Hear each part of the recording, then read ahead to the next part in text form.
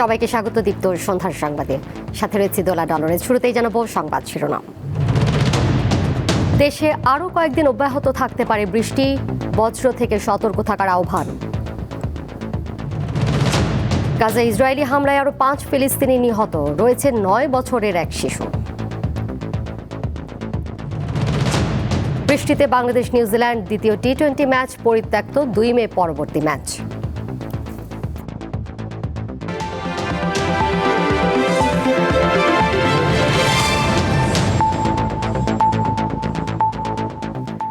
আরও কয়েকদিন বৃষ্টিপাত অব্যাহত থাকতে পারে বলে জানিয়েছে আবহাওয়া অফিস। এছাড়া দেশের কয়েকটি অঞ্চলে ঝোড়ো হাওয়া ও বজ্র বৃষ্টির আশঙ্কা রয়েছে। মুষলধারে বৃষ্টি হয় রাজধানীতে দেখা দিয়েছে জলাবদ্ধতা, এতে ভোগান্তিতে পড়েছেন নগরবাসী। ঝুম বৃষ্টিতে ভিজেছে রাজধানী। ভোর না হতেই এমন বৃষ্টিতে দেখা দেয় জলাবদ্ধতা, তাই দিনের শুরুতে ভোগান্তিতে পড়তে হয় নগরবাসীর। অনেকেই ছাতা ছাড়া বের হয়ে বিপাকে পড়েন, বাধ্য হয়ে আশ্রয় নেন নিকটস্থ দোকান বা ভবনে। আর যাদের কাছে ছাতা ছিল তারাও পুরোপুরি রক্ষা পাননি। বৃষ্টির কারণে সড়কে গণপরিবহনের সংখ্যা কমে যাওয়ায় সবচেয়ে বেশি ভোগান্তিতে পড়েন সাধারণ মানুষ। আমার এখন তো অফিসে যেতে হবে, কারণ অনেক লেট হয়ে গেছে। এখন যদি রিক্সা না পাই তাহলে তো অফিসে তো এটা মানবে না। 30 টাকার ভাড়া 30 টাকায় নেওয়া হয়, 40 টাকার ভাড়া 40 টাকায় নেওয়া হয়। স্বাভাবিক ভাড়া, ওই যে একজনের ঠ্যাক দিয়ে ভাড়া নেওয়া তা হয় না। আজকে বৃষ্টির জন্য আর কি, প্রতিদিন এত দাঁড়াইতে হয় না। বৃষ্টি, তারপর হচ্ছে ধাক্কাধাক্কি বাসের মধ্যে। সকাল তখন বৃষ্টি হইতেছে, গাড়ি পাইতেছে না, অনেক সময় ধরে দাঁড়ায় আছে। বৃষ্টির প্রভাবে ঢাকার বিভিন্ন সড়ক ও গলিতে দেখা দেয় জলাবদ্ধতা। এতে বিভিন্ন যানবাহন চলে ধীর গতিতে। এ সময় দুর্ভোগে পড়েন অফিসগামী শিক্ষার্থী ও শ্রমজীবী মানুষ। বৈরী আবহাওয়ায় অনেক স্কুলে বন্ধ গেছে ক্লাস ও পরীক্ষা। বৃষ্টির কারণে এই ছাত্ররা যে আসতে পারবে না, এই কারণে পরীক্ষা বন্ধ করে স্থগিত করছে। পরীক্ষা হওয়ার কথা ছিল, কিন্তু কিছুক্ষণ আগে ওইটা পোস্টপন্ড হয়েছে। দুর্যোগপূর্ণ আবহাওয়া, অতিরিক্ত বৃষ্টি, আজ যাতায়াতে খুবই কষ্ট হয়ে গেছে। আমার ওই জায়গায় অনেক পানি জমছে। বৃষ্টিপাত আরও কয়েকদিন অব্যাহত থাকতে পারে বলে জানিয়েছে আবহাওয়া অফিসের এই কর্মকর্তা। চলমান যে বৃষ্টি রয়েছে এটা কন্টিনিউ করবে। এটা আগামী মাসের 3-4 তারিখ পর্যন্ত অনেক জায়গায় ভারী থেকে অতি ভারী বর্ষণ হবে। এর প্রভাবে মাঝে মাঝে বৃষ্টি হবে, যেটা হচ্ছে আগামী 4-5 তারিখ পর্যন্ত অনেক জায়গায় ভারী বর্ষণ হবে। এই সময় বৃষ্টি না, ভারী বর্ষণ না, এর সাথে বজ্রপাত রয়েছে এবং কালবৈশাখী ঝড়ো হাওয়া রয়েছে, এমনকি সাগর উত্তাল রয়েছে। জনসাধারণকে সতর্ক থাকার আহ্বান জানিয়ে তিনি আরও বলেন, পশ্চিমা লঘুচাপের কারণে আগাম বৃষ্টি হচ্ছে, একই সাথে বজ্রপাতেরও সম্ভাবনা বেড়েছে। স্বস্তিকা সিংহ, দীপ্ত সংবাদ, ঢাকা। এদিকে টানা বৃষ্টিতে তলিয়ে গেছে বন্দরনগরী চট্টগ্রামের নিচু এলাকা। এতে দ্বিতীয় দিনের মতো জলাবদ্ধতায় চরম ভোগান্তিতে পড়েছেন চট্টগ্রামবাসী। অবশ্য চট্টগ্রামের জলাবদ্ধতা অব্যাহত থাকায় দুঃখ প্রকাশ করে সমস্যার সমাধানে উদ্যোগ নেওয়ার কথা জানিয়েছেন প্রধানমন্ত্রী। বুধবার জাতীয় সংসদে জলাবদ্ধতা নিরসনে জনগণকে সচেতন হওয়ার আহ্বানও জানান তারেক রহমান। চট্টগ্রামে টানা দ্বিতীয় দিনের মতোই কিন্তু নির্মাঞ্চলগুলো এভাবে জলযন্ত্রের সৃষ্টি হয়েছে। সকাল থেকে এই প্রবর্তকের মোড়ে হাঁটু থেকে কোমর পানি। সাধারণ মানুষের যে দুর্ভোগ, সে দুর্ভোগ আপনাদেরকে শোনানোর চেষ্টা করব। অবস্থা বেশি খারাপ। এখানে চট্টগ্রাম মেডিকেলে আমার এক বন্ধুর বাচ্চা দেখতে আসলাম, কিন্তু এই অবস্থা হবে জানলে তো আসতাম না। বন্দরনগরী বলে কথা, এটা আরো উন্নত হওয়া দরকার। পানি সামনের দিকে বুক ভ্রমণ পানি, এখান পর্যন্ত পানি, দুর্ভোগ তো অনেকেই দুর্ভোগ। জিসি মোড়ে আমার বাসা, তো আমি যে এখন বাসায় যাব, এই আবার পানি মারিয়ে যেতে হচ্ছে আর কি। গতকালকে অফিস শেষ করে সেম এতটুকু পানিতে এখান দিয়ে যাওয়া লাগছে, আর কোনো ওয়ে নাই। যে ফার্মাসিউটিক্যালে জব করি, এখন আবার অফিসে যাইতে হচ্ছে। তো আমরা আমাদের জবের জন্য আসলে এত কষ্ট করে যাইতে হচ্ছে। রিক্সাওয়ালারা খুবই কষ্ট করতেছে, সবার অনেক কষ্ট, খুব বেশি কষ্ট। কষ্ট তো হচ্ছে। এখানে তো মনে করেন যে পানিগুলো উঠতেছে, নালার যে কাজ করতেছে ওরা, যে মনে করে একটা শেষ করে তো আরেকটা করছে না। এটা আমাদের জন্য একটা সম্পূর্ণ ব্যর্থতা, আর কিছু না। কিন্তু এই বাচ্চা নিয়ে এই অসুস্থ অবস্থায় হসপিটালে যাওয়া অনেক কষ্ট। বৃষ্টি কিন্তু মানুষের জন্য বৃষ্টি বিলাস বলা হয়, কিন্তু চট্টগ্রামের মানুষের জন্য বৃষ্টি মানে হচ্ছে একটি আতঙ্ক। ঝড়ো হাওয়া যখন বাড়তে থাকে, বৃষ্টির তীব্রতা যখন বাড়তে থাকে, তখন চট্টগ্রামের নির্মাঞ্চলগুলো এভাবে পানিতে তলিয়ে যায়। নগরকে এভাবে অপরিকল্পিতভাবে যারা তৈরি করেছে, তারা কিন্তু এই দায় এড়াতে পারে না। এক গলা গলা পানি হয়েছে আমাদের, দেখেন অনেক কষ্ট হচ্ছে। সময় যে দেখেন তো বন্ধ হয়ে গেছে, দেখেন না পানি উঠে গেছে, কাস্টমার আসতে পারতেছে না, তারপর অনেক মাল নষ্ট হয়ে গেছে। চট্টগ্রামের এই জলাবদ্ধতার অভিশাপ থেকে সাধারণ মানুষ কিভাবে মুক্তি পাবে সেটি কিন্তু আজ সংসদ ভবনও যে প্রধানমন্ত্রী তারেক রহমান তিনিও বলেছেন সবাইকে যেন তাড়াতাড়ি এখান থেকে মুক্ত করা হয়। চট্টগ্রামের প্রবর্তক মোড় থেকে রুনা আনসারী, দীপ্ত সংবাদ। প্রতি লিটার বোতলজাত সয়াবিন তেল লিটারে 4 টাকা বাড়িয়ে 195 টাকা থেকে 199 টাকা করা হয়েছে বলে জানিয়েছেন বাণিজ্যমন্ত্রী খন্দকার আব্দুল মুক্তাদির। বুধবার বাণিজ্য মন্ত্রণালয়ের সভাকক্ষে ভোজ্য তেলের বাজার মূল্য নিয়ে সংবাদ সম্মেলনে তিনি এই তথ্য জানান। মন্ত্রী বলেন, বোতলজাত তেলের পাশাপাশি খোলা তেলেও লিটারে 4 টাকা বৃদ্ধি করে 175 টাকা থেকে 179 টাকা করা হয়েছে। বৈশ্বিক পরিস্থিতির কারণে সারা বিশ্বেই পণ্যের মূল্য বৃদ্ধি পাচ্ছে বলেও উল্লেখ করেন তিনি। জানান, ভোক্তারা বৈশ্বিক পরিস্থিতি বিবেচনা করবেন, এতে বাজারে সরবরাহ পরিস্থিতি স্বাভাবিক হবে বলেও জানান বাণিজ্যমন্ত্রী। আমদানিকারক এবং রিফাইনাররা ক্রমাগতভাবে অনুরোধ জানিয়ে আসছিলেন আমাদেরকে যে মূল্যর একটা ঊর্ধ্ব সমন্বয় করার জন্য, না হলে তাদের ক্রমাগত লোকসানের কবলে পড়ে তাদের পুঁজি নিঃশেষিত হয়ে যাচ্ছে। মূল্য ছিল 195 টাকা লিটার, সেটি এখন থেকে হবে 199 টাকা। আর একইভাবে লুজ সয়াবিনের সাথেও সমপরিমাণ যোগ হবে। আগামী জুলাই মাস থেকে পাইলট প্রকল্প আকারে প্রাথমিক বিদ্যালয়ের শিক্ষার্থীদের মাঝে বিনামূল্যে স্কুল ড্রেস বিতরণ শুরু হবে বলে জানিয়েছেন শিক্ষামন্ত্রী আনম ও এহসানুল হক মিলন। পাশাপাশি শিক্ষার্থীরা পাটের তৈরি স্কুল ব্যাগ এবং জুতাও বিনামূল্যে পাবে বলে জানান তিনি। বুধবার সচিবালয়ে আন্তঃমন্ত্রণালয়ের সভা শেষে এসব কথা জানান শিক্ষামন্ত্রী। প্রথমে 1 লক্ষ জুতা, মোজা, প্যান্ট, শার্ট, কামিজ, সালোয়ার 1 লক্ষ প্রথম বিজিএমই থেকে দিচ্ছেন তারা।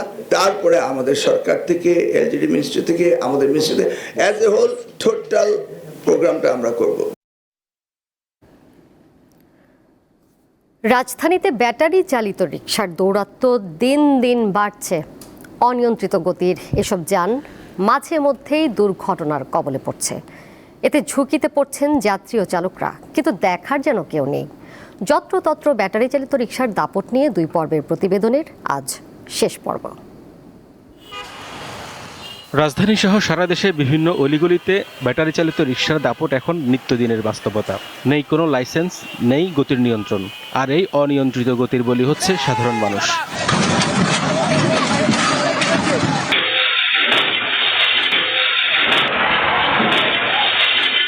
আমি ওয়াইফকে প্রথমে জানাই নেই যে ওর বাচ্চাটা নাই। 2024 সালের সেপ্টেম্বরের ঘটনা। অন্তঃসত্ত্বা স্ত্রীকে চিকিৎসক দেখিয়ে রাজধানীর বাসায় ফিরছিলেন শাহিদ আহমেদ, কিন্তু বেপরোয়া একটি ব্যাটারি চালিত রিকশা তছনছ করে দেয় তাদের পৃথিবী। স্ত্রীকে দ্রুত হাসপাতালে নেওয়া হয়, কিন্তু এরই মধ্যে শেষ হয়ে যায় তার গর্ভের সন্তান। অভিশপ্ত এই দিনের কথা ভুলতে পারছেন না শাহিদ। হসপিটাল থেকে আমি রিপোর্টটা নেওয়ার আগ পর্যন্ত আমার হার্ট মনে হচ্ছিল যে আমার হার্ট বেড়ে যাবে, এরকম একটা অবস্থা। আর আমি যখন রিপোর্টটা পাই, একটা আমি শিওর যারা প্রথমবার বাবা হয়েছে তারা এই ব্যাপারটা ফিল করতে পারে যে আমি যখন দেখি যে আমার বাচ্চার হার্টবিটটা নাই,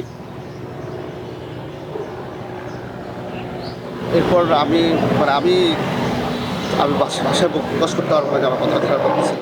তিনি জানান, সন্তান হারানোর শোকের সাথে শুরু হয় তাদের মানসিক বিপর্যয়। শাহিদের স্ত্রী সাইমা আক্তার মিম মেডিকেল শিক্ষার্থী হওয়ায় শারীরিক মানসিক কষ্টের পাশাপাশি তার পড়াশোনার অপূরণীয় ক্ষতি হয়।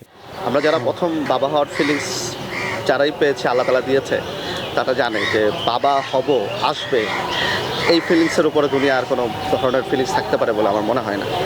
তো এখনও অবধি আমি আমার প্রথম বাচ্চা, ও বাচ্চাটা থাকলে হয়তো 1-1.5 বছর বয়স হতো, আমরা এখনও মিস করি আর সারা জীবন মিস করি। আর আমি চাই না যে আর কারো এই এত বড় অপূরণীয় ক্ষতিটা হোক। চিকিৎসকরা জানান, ব্যাটারি চালিত রিকশার যাত্রীর পাশাপাশি চালকদের জীবনও মারাত্মক ঝুঁকির মধ্যে পড়ছে।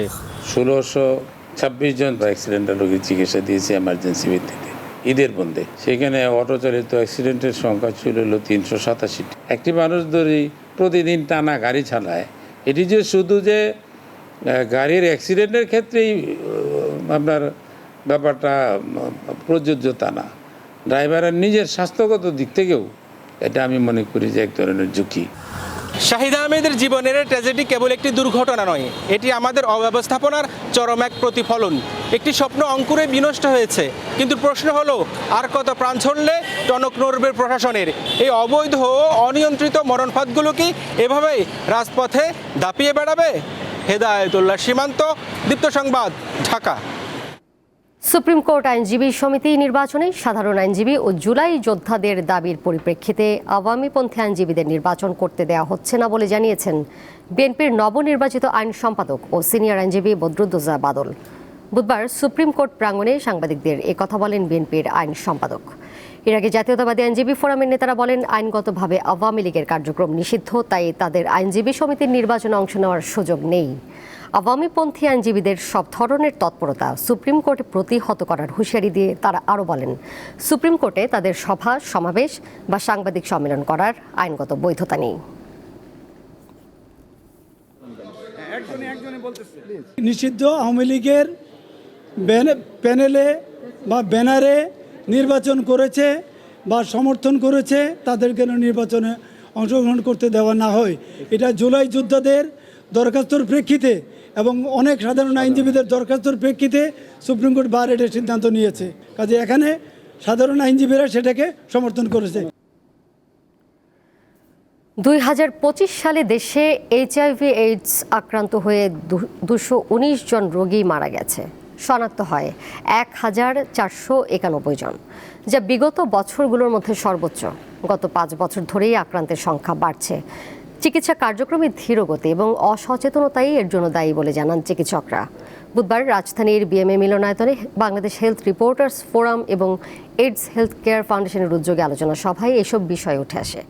আলোচকরা জানান, বর্তমানে দেশের 23 জেলায় এইডস নির্মূলের সরকারি কার্যক্রম চলমান আছে।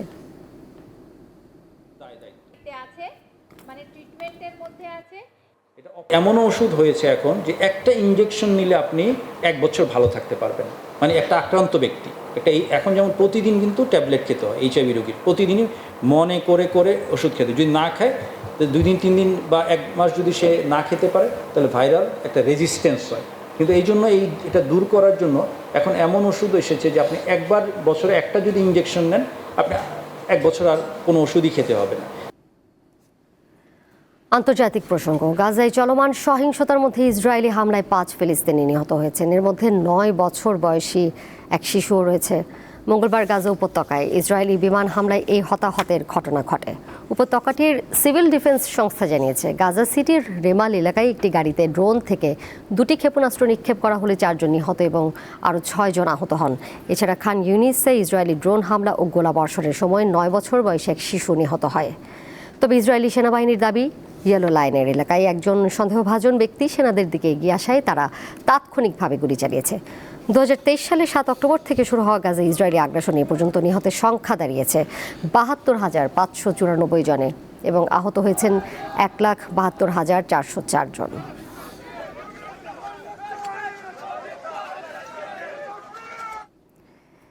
ইরানের বন্দরগুলোতে মার্কিন নৌ অবরোধের মেয়াদ আরও দীর্ঘায়িত করার প্রস্তুতি নিতে নির্দেশ দিয়েছেন যুক্তরাষ্ট্রের প্রেসিডেন্ট ডোনাল্ড ট্রাম্প। মঙ্গলবার মার্কিন কর্মকর্তাদের বরাতে দ্য ওয়াল স্ট্রিট জার্নাল এ তথ্য জানিয়েছে। প্রতিবেদনে বলা হয়েছে, ইরানের অর্থনীতি ও তেল রপ্তানির ওপর চাপ বজায় রাখতে দেশটির বন্দরগুলোতে জাহাজ চলাচল বন্ধ রাখার মেয়াদ বৃদ্ধির সিদ্ধান্ত নিয়েছেন ট্রাম্প। মার্কিন কর্মকর্তারা আরও জানান, ইরানে আবারও বোমা হামলা শুরু করা বা পুরোপুরি সরে যাওয়ার চেয়ে অবরোধ চালিয়ে যাওয়া তুলনামূলক কম ঝুঁকিপূর্ণ বলে ট্রাম্প মনে করেন।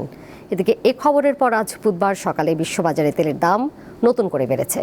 বুধবার অপরিশোধিত তেল ব্রেন্ট ক্রুডের দাম 1% বেড়ে $112 বিক্রি হচ্ছে।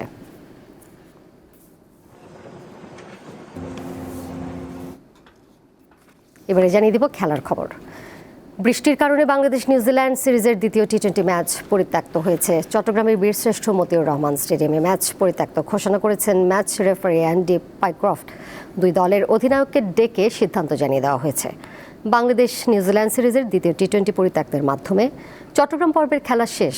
2 মে সিরিজের তৃতীয় শেষ টি-20 হবে ঢাকার শেরেবাংলা জাতীয় স্টেডিয়ামে। 3 ম্যাচের সিরিজে 1-0 এগিয়ে লিটন দাসের দল।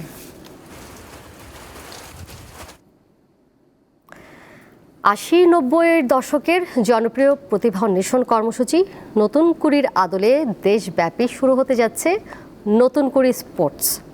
এখন পর্যন্ত 1,60,779 জন কিশোর কিশোরী রেজিস্ট্রেশন করেছে 18টি ইভেন্টে।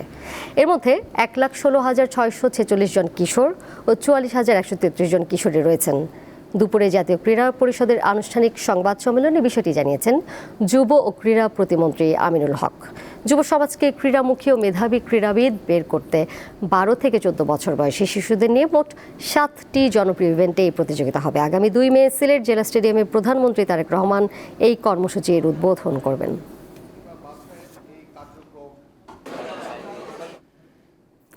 এর সাথে শেষ করব দীপ্ত সন্ধ্যার সংবাদ। যাবার আগে শিরোনামগুলো জানিয়ে দেব আরও একবার। দেশে আরও কয়েকদিন অব্যাহত থাকতে পারে বৃষ্টি, বজ্রপাত থেকে সতর্ক থাকার আহ্বান। গাজা ইসরায়েলি হামলায় আরও 5 ফিলিস্তিনি নিহত, রয়েছে 9 বছরের এক শিশু। বৃষ্টিতে বাংলাদেশ নিউজিল্যান্ড দ্বিতীয় টি-20 ম্যাচ পরিত্যক্ত। 2 মে পরবর্তী ম্যাচ।